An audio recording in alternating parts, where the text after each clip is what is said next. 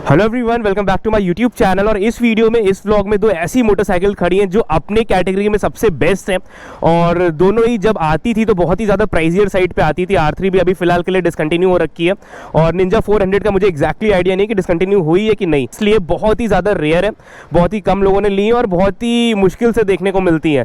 For example अगर Ninja 400 की बात करें तो ये भाई बहुत मुश्किल है इसको कि रोड पर आप देखो चलते हुए। इवन मैं तो ये कहूँगा कि ZX 10R भी इससे ज़्यादा दिख जाती है लखनऊ की रोडों पर जितना कम निंजा 400 दिखती है। R3 के साथ भी यही सेम कंडीशन है। तो दोनों ही गाड़ियां बहुत ही बेहतरीन है, दोनों ही गाड़ियां डुअल सिलेंडर है और दोनों ही गाड़ियां एक जापानीज मैन्युफैक्चरर की तरफ से हैं। तो अगर R3 की बात करें तो ये प्रोड्यूस करती है 42 bhp और अगर निंजा 400 की बात करें तो ये प्रोड्यूस करती है 45 bhp। अगर टॉर्क फिगर की बात करें तो कावासाकी निंजा 400 प्रोड्यूस करती है 37 Nm का टॉर्क और यामाहा R3 जो है वो प्रोड्यूस करती है 29 Nm का टॉर्क। टॉर्क में डेफिनेटली 10 का डिफरेंस है और बाकी अगर पावर की बात करें तो 3-4 bhp का डिफरेंस है। यामाहा R3 का जो कंपैरिजन है, जो डायरेक्ट राइवल है, दैट इज निंजा 300 बिकॉज दोनों ही 300 सीसी कैटेगरी में। बट इन दोनों का अगर हम कंपैरिजन करते हैं तो पावर में दोनों बहुत ही आसपास है, लिटरली 3 से 4 bhp का भी अंतर नहीं है, पूरी तरह से 2-3 bhp का है। तो मुझे लगता है बातें बहुत कर ली। देखो लुक की बात करें तो मुझे लुक R3 के ज़्यादा पसंद है, ज़्यादा मैच्योर लगती है। इसका डिज़ाइन बड़ा तो है, ये थोड़ा ज़्यादा बिग बाइक फील देने वाली है आपको, बट ओवरऑल मुझे R3 ज़्यादा पसंद है और सीट्स भी मुझे लगता है R3 की ज़्यादा वाइड लग रही है। अब कंफर्टेबल कौन सी होने वाली चलाने में ये तो देखना पड़ेगा। तो सबसे पहले हम यामाहा R3 चलाएंगे, उसके बाद हम चलाएंगे निंजा 400। चलो लेट्स गो। सबसे पहले हम राइड कर रहे हैं यामाहा YZF R3 और थ्रॉटल देते हैं।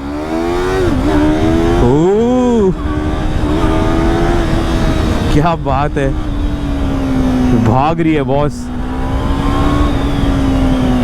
मस्त पकड़ रही है।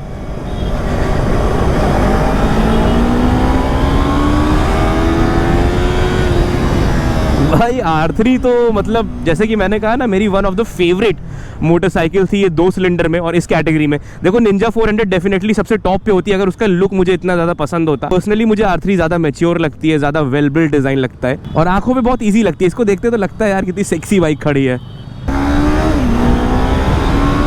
क्या बात है। और चाहे आप निंजा 400 की बात करो, चाहे आप R3 की बात करो, ये दोनों एकदम रेड लाइन बीस्ट है भाई। इसमें 13,000 RPM दे रखा है, ये पूरा 13,000 तक खुलती है। ये देखो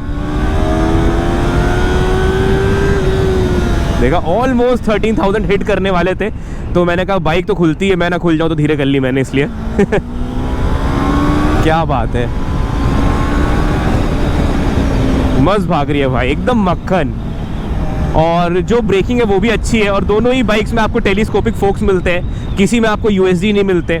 तो जैसे कि मैं हमेशा कहता हूँ KTM बेस्ट इक्विपमेंट ऑफर करता है। अब नई वाली RC का लुक ज़रूर थोड़ा सा बेकार है, बाकी तो जो इक्विपमेंट्स है ना भाई top notch, best suspension, best handling, best brakes. ओहो भाई, एकदम 13,000 RPM पे इसका जो लिमिटर है वो आता है, क्या बात है। पहली बार एक वीडियो डाला था तो लोग कह रहे थे कि R3 में भी बहुत ज़्यादा स्पीडो एरर है। तो ऑफकोर्स जो लोग ने चलाई होगी वही लोग बता रहे होंगे। तो मुझे ऐसा लगता था कि निंजा 300 में ज़्यादा है, बट जैसे अपने सब्सक्राइबर्स कह रहे हैं कि R3 में ज़्यादा है तो होगा यार, आई बिलीव यू। बाकी तो यार R3 भी बहुत बढ़िया चलती है, निंजा भी बहुत बढ़िया चलती है। अगर आपने एक मेंटेन निंजा 300 चला ली तो कभी कभी मुझे ऐसा लगता है कि निंजा ज़्यादा खतरनाक चलती है, बट कभी कभी ऐसा लगता है R3 ज़्यादा चलती है। तो बहुत टफ हो जाता है मेरे लिए डिसाइड करना कि कौन सी बाइक ज़्यादा मुझे पसंद है। देखो लुक वाइज तो डेफिनेटली R3 ज़्यादा पसंद है मुझे, ऑल्दो निंजा 300 बहुत अच्छी लगती है, वो बहुत मैच्योर मोटरसाइकिल है।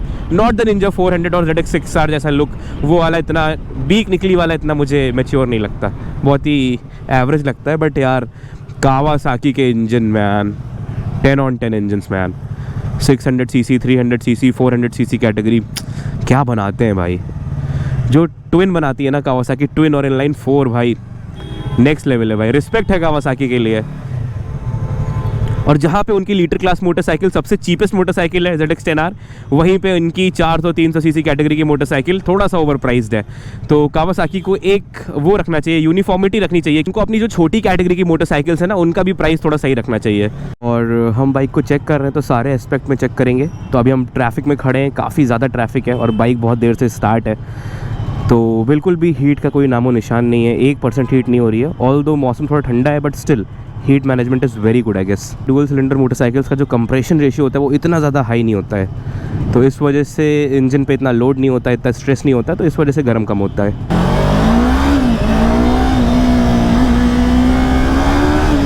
तो इसके बाद जो इसका एक्सेलरेशन है ना, बहुत ही बढ़िया। देखो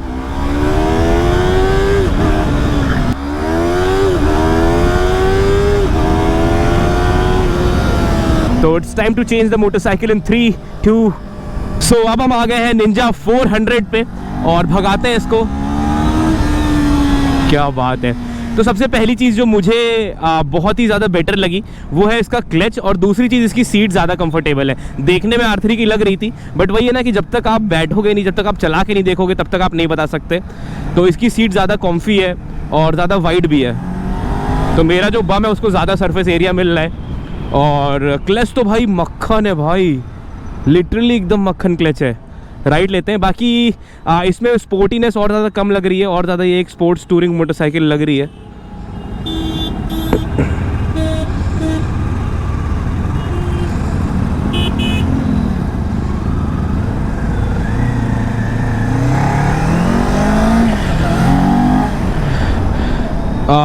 ब्रेक्स का वही है यार, जज नहीं कर सकते हैं। जो इस करंट सिनारियो में तो R3 की ब्रेक ज़्यादा अच्छी लग रही है, बट मुझे लगता है निंजा 400 की ब्रेक ज़्यादा अच्छी होनी चाहिए, बिकॉज इसकी तो इतनी ज़्यादा बाइट ऑफर नहीं कर रही है। और उसके अलावा जो स्पीडोमीटर है वो भी R3 का ज़्यादा बेटर लग रहा है। बस मुझे पावर टेस्ट करनी है, थोड़ी सी खाली रोड मिले तो मुझे इसको घसीट के देखना है पहले गियर में। Let's see.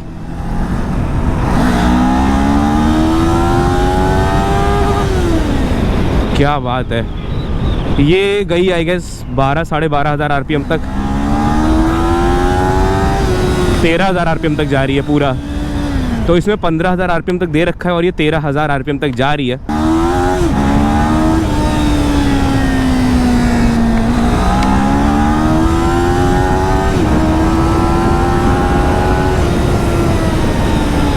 क्या बात है। जब 400 का जो सस्पेंशन सेटअप है वो बेटर फील हो रहा है अगर मैं कंपेयर करता हूँ R3 से। सस्पेंशन थोड़ा सॉफ्ट साइड पे है, इसलिए जो रोड के बम्स हैं उसको और अच्छे से अब्जॉर्ब कर रहे हैं। और इंडियन रोड्स के लिए दोनों ही गाड़ियाँ बहुत ही बढ़िया होने वाली हैं।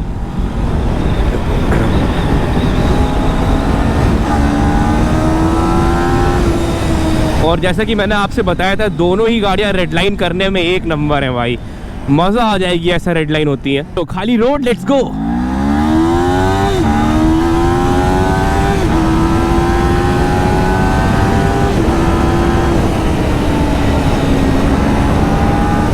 क्या बात है यार।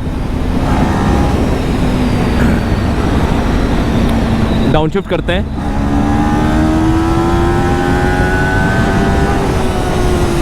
जबरदस्त, मजा आ गया।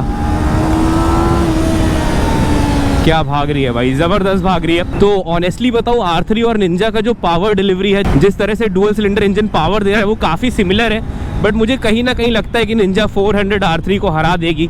अगर आप एक रेस करते हो, ड्रैग करते हो या परफॉर्मेंस टेस्ट कुछ भी करते हो, तो इनिशियल में भी टॉप एंड में भी निंजा 400 जीत जाएगी।